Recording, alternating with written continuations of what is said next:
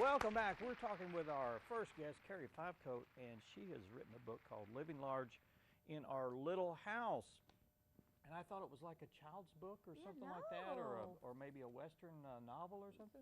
But this is a kind of it's kind of a popular thing these days, is to build the smallest house possible and live in it. And Carrie Fivecoat, we were talking to her during the break, and Right. We live in 480 square feet, and the subtitle is with 6 dogs. Now we have 5. We lost one of our dogs, so but we have 5 rescues in 480 square feet. Do they live in the house? They do. Oh my goodness. Yeah. How big dogs? Little dogs? Big dogs? We have 3 big dogs and 2 little dogs. Yeah. Now, how long have you lived in the little house? Well, we built our house outside of Yellville about in 2003, and we've lived here full time since 2007. So 9 And years. how many human beings live in the house? Me and my husband. You and your husband? Uh-huh. Yeah, I'm sure you'd recommend a little bit bigger if you had children. So is it a 1-bedroom, I Yeah, guess? it's a 1-bedroom. We've got a 10 by 10 bedroom and, you know, a Okay. living room, kitchen combo, and then a full-size bathroom.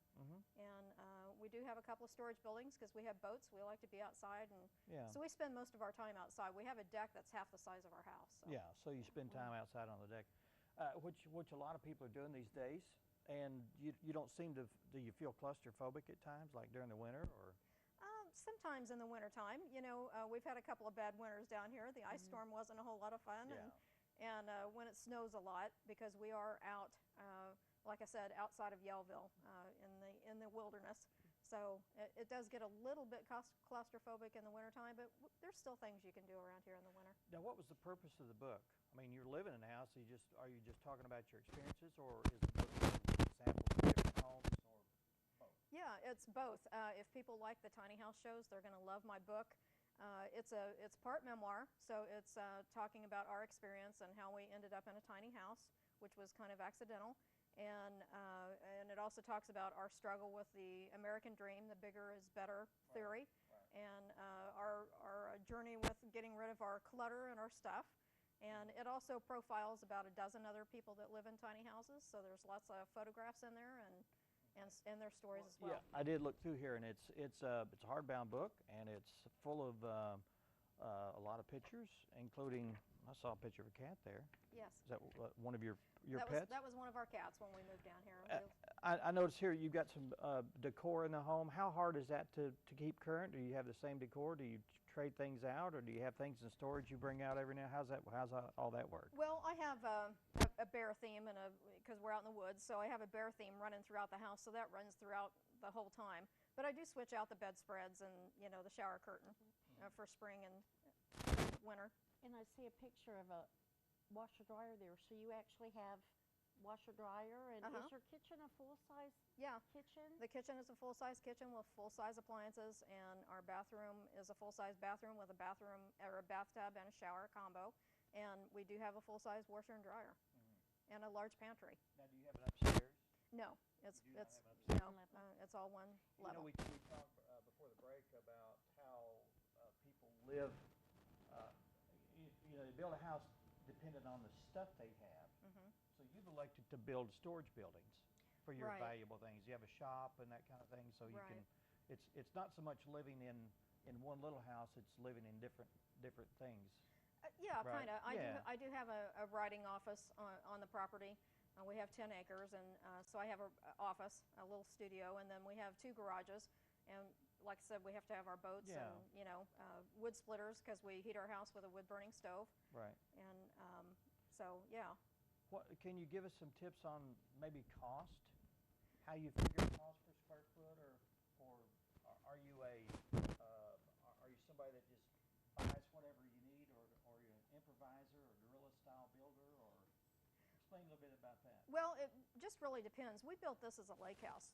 This was going to be our lake house and a guest house when we moved down here. And then the recession hit. My husband worked in flipping, and the recession hit, and he was laid off of his job that he had just gotten 13 months before. So we decided that we weren't going to build a bigger house. And I really don't know what the cost per square foot is, Yeah. and you know, Yeah. it varies. If you want a tiny house on wheels, it's a little bit cheaper than if you build on a foundation. We built ours on a foundation. Well, I guess that you could go to Home Depot and buy a storage building. You could, Like, and they yeah. have them that have insulation in the walls and they're finished out, where you could just hang a light and go if you Right. really wanted to. Right. Did you build yours yourself, or did you have someone else? We hired a local builder, Terry good. Young, who's now Good. retired. But That's just fascinating. Did you find it a challenge to move from a larger home? we did because we didn't intend on living in the smaller house. So of course, we got rid of a lot of things we didn't want or need when we left Kansas City. That's where we're from. But we brought everything that we thought we were going to fit into a 1,000 square foot home. So we had to erect a storage building real quick. And we're still dealing with some of that stuff because my mom had just passed away about 5 months before. So I had inherited all her Yes. antiques and heirlooms, and so we had double, really. We can talk a little bit about lifestyle too, not so much about living, but also feeding the family from like a small garden and that kind of thing. Do you Right. give tips on that too? Well, I could this year, except that rats just got my entire garden. Oh, We've got wood no. rat problem out there, and so You need an extra chapter and a half. we do. Rodent repellent. That's the that sequel. might be my next book. Yes, that's a sequel. But yeah, usually we have a garden, and we trade with, we have neighbors down there that garden. They have great big gardens, and they're all retired, so they have bigger gardens than we do. So we Yeah. trade food stuff, and we help each other can and freeze and things like that. So Can you tell a difference in your lifestyle and your finances or income flow from living in a small? oh, definitely. When you live in a smaller house, of course, if you have a mortgage, your mortgage is smaller. Your insurance is smaller because you're not insuring a great big house for the replacement cost. Your utilities are smaller.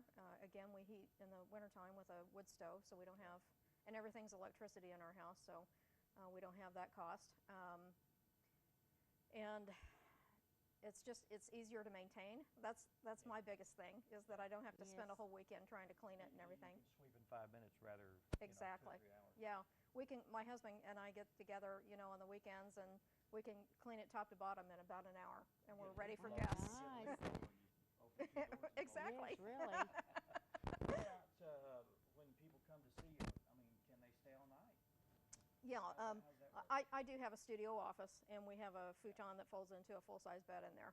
So they can stay over there, and there's another bathroom over there. So Well, you can limit your friends that way, can't you? kind of. Tolerate just Yes. a small. It's like small groups for short periods of time. We have a sign on the outside of our house that says, "Friends always welcome, family by appointment." What are some of the challenges of living in a house that size? Well, of course, he pointed out that a little bit in the wintertime, you get a little bit claustrophobic and you're wanting to get outside. People have asked me, how do you get along with your husband? And we'll be married 30 years on July 12th. And so we knew each other pretty well when we started living in 480 square feet. But really, we've developed a closer relationship because we don't have the family room to retreat to, or one of the other 3 bedrooms that had also a TV in it. So we learned how to share the remote and get along a little better. Did you go through a process of planning the floor plan? And is it included in the book? I didn't ask you that previously. Yes, the floor plan actually is right there. You're Okay. on that page. All right. Well, got it right here. And my aunt and I did it on a home-based computer I don't know if program. you can see that, no?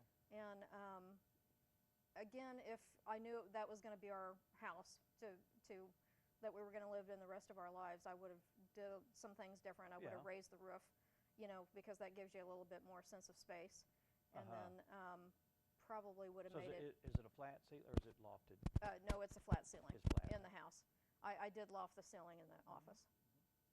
Well, I was going to say I can't give you a close-up image of it right here, but it's a square design, and everything is on like your kitchen and living room is all one room. Right, all it's just one open. big one room. And then you separate it probably with a table or whatever, Mhm. that kind of way. And then the 1 bedroom, and then the one bath and washer and dryer. It looks really fairly simple. You have 1 closet, Mhm. So any extra clothes you'd have in storage, I'm sure, and Yeah, we trade out clothes with the seasons. yeah. So we put them in great big plastic containers, and the closet is actually big enough to put those plastic containers at the back. And Oh, okay. So you have one closet for the whole house. So where does his stuff go? That's, Underneath the house. we share the one closet. Well, yeah, a the guy whole only needs purpose, 2 or 3 you know, pairs of is jeans. you only have things in there that you love, and Yeah. so we have a one in, one out policy. So if I buy a new shirt, something Yeah, else it's has to gotta go. go. Yeah, I have to it- love it- it more than the one I have in the closet that has to go. Even if you had a 3,800 square foot house, that would be the That- exact same problem. So Right. that wouldn't change at all. Let's tell That's people how wonderful. to get a hold of the book. Okay. They can go to, unfortunately, Hastings doesn't have it yet, but I am going to have a book signing this weekend on Saturday at Books A Million in Branson, up by next to Best Buy from 2 to 4 p.m., or they can get it at barnesandnoble.com or amazon.com. Is this your first entry into the publishing business? I had one other book prior to that, and an organization that I belong to published that, but this is a Reader's Digest book. This So one's, Wow. And so Reader's Digest saw your book and wanted to publish it. they saw For my you? they saw my blog, and Okay. and then my agent worked with them and negotiated the book. So how wonderful, So Carrie. you have a blog still going Yes. currently? yeah, And then how do people get there to see? the blog is livinglargeinourlittlehouse.com. Okay, all right. Well, Carrie, we appreciate you coming by. Sounds like an awesome book, especially for this area, for people that really want to downsize and maybe, retired, or all the kids are gone. It's just you and your wife, and you've lived with her long enough that you can tolerate her in small spaces. And the Perfect. one closet, I'm still.